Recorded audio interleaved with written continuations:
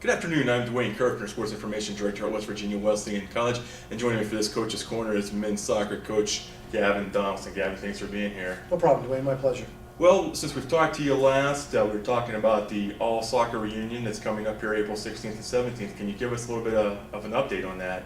Sure, we are registered around 63 people. We still hope to hit about 100. There are a number of former players out there that have said they're coming. They just haven't filled out the registration form. So again, I urge all of you to get that done, please, and have that come in. But we do expect to hit the 100 mark, and with that number, I think it's just going to be a great reunion. I've had many phone calls of former athletes from the 60s who unfortunately won't be able to make it, but have sent their best wishes, and have also provided me with some great early stories about the program that we'll certainly share on Friday night at the banquet. And have you been getting players from all decades as you look at the registration? We had our first from the 70s, which made me happy. But now that we're covered in the 70s, the 80s, and 90s, and certainly the first part of the 2000 decade, haven't had our first alumni from the 60s yet, but hopefully when Dr. Klebitz gets back in town, we'll add his name to the list and have him be the first one, and hopefully some others will join him. Okay, and for anybody that's worried about who's coming, you can join, or not join, but go on our website and see who's already signed up in case they were wondering about that. And also the registration form is online, so it's pretty easy for one to register and two to see who's coming. Right, absolutely. There's two places you can do that. Come right to the college athletic website, and on the left-hand side there's a soccer ball that identifies the reunion, and you can click there to see the list of attendees and for a registration form. And for those of you that follow the BobcatSoccer.com website, our offshoot that Pete Galarno runs, the same thing can be done on that page also. Right, I know you're shooting for 100. You said you're about 60 right now. So those that are talking about coming and haven't registered, let's go ahead and register and get that in, because we're less than 4 weeks away, really. Absolutely, absolutely. So, all right, let's change topics here just a little bit. Let's talk a little bit how your off season is going with your men's soccer team right now. Off-season is always a difficult time to judge. What you're trying to do mostly is just evaluate your returning players. That's been a little bit difficult this year from the standpoint that we've had quite a few injuries that carried over from the fall that we're still waiting to get back. But it hasn't been too bad. We haven't had any tests yet outside. Hopefully this weekend at James Madison we'll get our first one, weather permitting.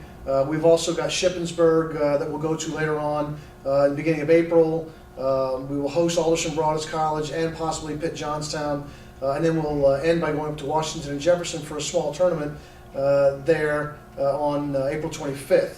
I would say at this point that I'm pleased with what we've got.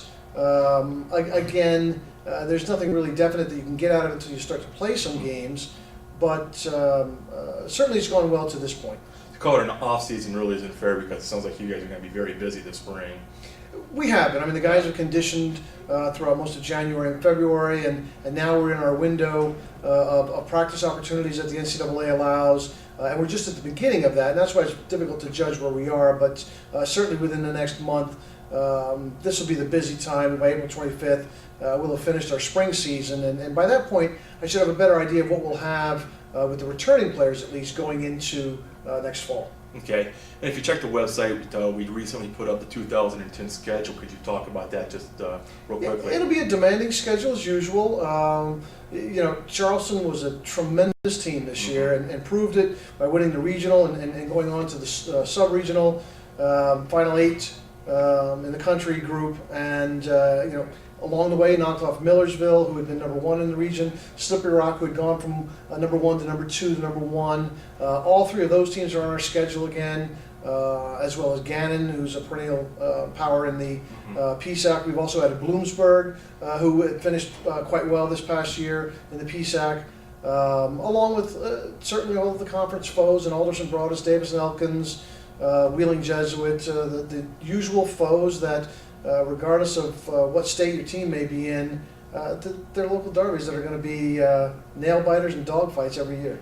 Well, I know you always like to schedule tough. Looks like you did that again this year. So we encourage everyone to check out the 2010 schedule and make your plans to join the Bobcats this fall down at the Wood Street Field. So, Coach, is there anything else you want to add about your upcoming reunion or how the offseason? No, looking forward to that. As I said, we hope we get a lot of guys back. I think it'll be a great time to share in a lot of stories and memories over the years of the program, from its NAIA days and its inception in 1959 all the way through the current players. We're looking forward to that. I think the only thing that I might add is that as we look forward to this and to next year, we've got a pretty good recruiting class so far coming in, and I think that with a few more additions that we hope to sign, we're going to try to give Charleston a little bit more competition this year, even though it was a tight couple of games. But we think we're going to be getting ourselves right back into a position to be competitive again, even though we're losing 11 great seniors. Great. Brett Frackenfeld, one of them, is all-region, All-American, I believe. Not this year, didn't make that. That's right. But certainly recognized all region again, and deservedly so. And a couple other guys who didn't get recognition that have had outstanding careers. Abe Levine Nielsen, a 4-year starter, played every minute of every single game of his career here at Wesleyan. Got to have a little luck for that, but certainly he was a player. Andrew Baldessar in goal was a rock for us in his years that he was here. Drew Wolf, steady, unsung hero for us in the back constantly. But really just every single player that we lost this year meant something to us. And you don't ever replace those seniors. And so when I say I've got a very good class coming in, they're still going to have to earn it, and they're still going to have to show that they deserve those praises that I believe they should get.